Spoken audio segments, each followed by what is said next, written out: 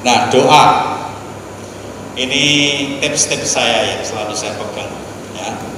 Ritual tanpa doa hanyalah kewajiban, mekanis, otomatis, tanpa hati. Jadi kita hanya menjalankan jadwal. Ini tugas saya prodiakon hari ini jam segini, misa jam sekian, selesai. Lalu ya sudah, hanya mekanis saja. Ya. Berkhotbah tanpa doa hanyalah pandai bicara. Kita hanya menjadi orang-orang yang pandai bicara. Kita mungkin paham kitab suci, tapi hanya di kepala. Ya. Dan yang paling ngeri adalah kita sudah pintar ngomong, ngerti kitab suci, tetapi yang dibicarakan, yang dikhotbahkan tentang dirinya sendiri, bukan tentang Tuhan. Itu yang paling bahaya. Ya. Dan ingat selalu dosa para pengkhotbah termasuk para romo ini adalah ketika dia menjadi pusat perhatian dan itu dia bisa memberikan kebahagiaan pada pendengarnya, bisa menjadi gampang besar kepala. Dan kalau besar kepala bisa lupa daratan. Dan banyak hal bisa terjadi di sana. Ibadah dan khotbah adalah tentang Tuhan dan kita ini pelayannya. Maka sekalipun kita di pusat seluruh perhatian orang yang ada di gereja, kita harus sadar bahwa kita ini pelayan yang kita layani Tuhan. Jadi semua tentang Tuhan, bukan tentang aku. Ini doa saya. Sebelum saya misa, saya selalu doa itu. Jadi saya nanti Juli nanti saya 23 tahun jadi romo. Kalau saya mau misa itu sering masih nervous. Jadi waduh ada misa gitu ya. Tetapi ketika saya berdoa ini, semuanya menjadi berubah. Saya selalu berdoa ini, Tuhan tolong jaga mulut saya. Dan ini semua tentang Engkau, bukan tentang aku. Gunakanlah mulutku untuk mewartakan sabda. Bicaralah melalui mulutku. Yang bicara bukan saya tapi Engkau sendiri. Ini doa-doa yang selalu dalam hati saya. Dan entah kenapa ketika saya maju, ketika saya berkhotbah yang sudah saya latihkan dan selalu saya tulis kalau saya khotbah itu seringkali begitu lancar. Ingatan itu menjadi lancar di sini. Salah satu gangguan pengkhotbah adalah hafal tapi tiba-tiba blank ketika ngomong. Nah, ketika blank itu apa yang terjadi? Biasanya kita kehilangan hanya satu kata yang sederhana itu apa gitu ya. Lalu ganggu jendela di sini, lalu dicari terus sementara kita masih ngomong terus. Jadi kita ngomong macam-macam, yang pikiran kita itu mencari kata yang hilang itu. Semakin dicari semakin nggak ketemu. Tapi kita merasa harus diomongkan sehingga semakin bulat. Khotbahnya muter-muter lagi, tambah panjang dan lama-lama nggak tahu kapan harus berhenti. Tahu-tahu sudah 40 menit. Ya, itu bahayanya orang berkhotbah.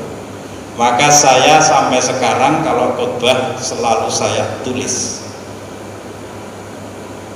Gunanya apa nanti saya jelaskan ya. Saya tulis. Salah satu gunanya adalah kalau saya nanti sudah tua pensiun gitu ya. Wah, ini tulisan khotbah saya. Nanti saya ke Kanisius saya cetak aja. Jadi buku. Lalu kalau saya dadaan, saya disuruh misa memberkati pengantin.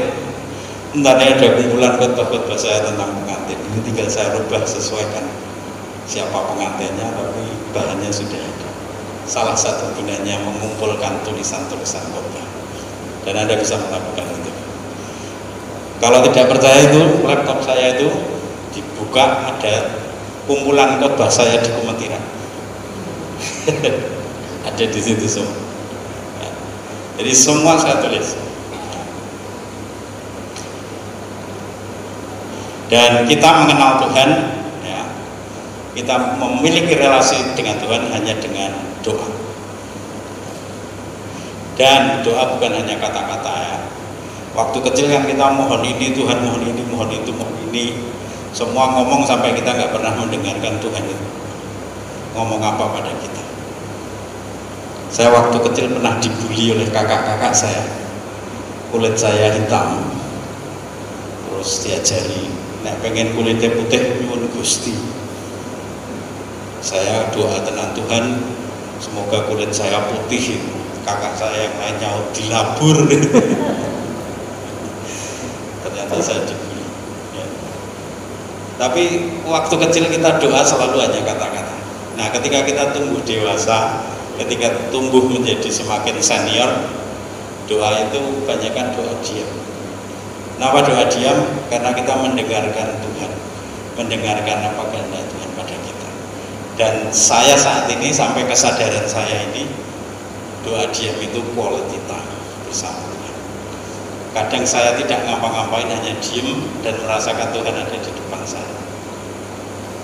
Kalau saya senang, saya curhat.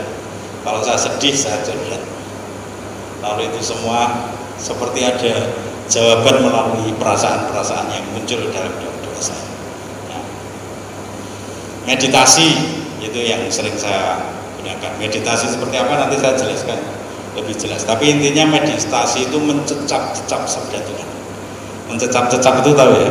Anda punya buah anggur satu, itu kan dimut dulu, terus disesep-sesep itu sampai rasanya entek, sampai ampas stok baru ditelan atau dilepah gitu. Tapi rasanya udah masuk. Nah meditasi itu semacam itu. Jadi ada sabda Tuhan yang menyentuh hati kita, lalu kita rasakan sampai habis rasanya, sampai kita merasa tuntas. Kontemplasi itu ya macam meditasi, bentuknya hampir sama, tetapi kontemplasi ini biasanya untuk Injil-Injil yang ada peristiwa, lalu kita membayangkan peristiwa itu terjadi dan kita terlibat di dalamnya, lalu refleksinya atas perasaan-perasaan kita ketika terlibat dalam peristiwa Tuhan itu ya.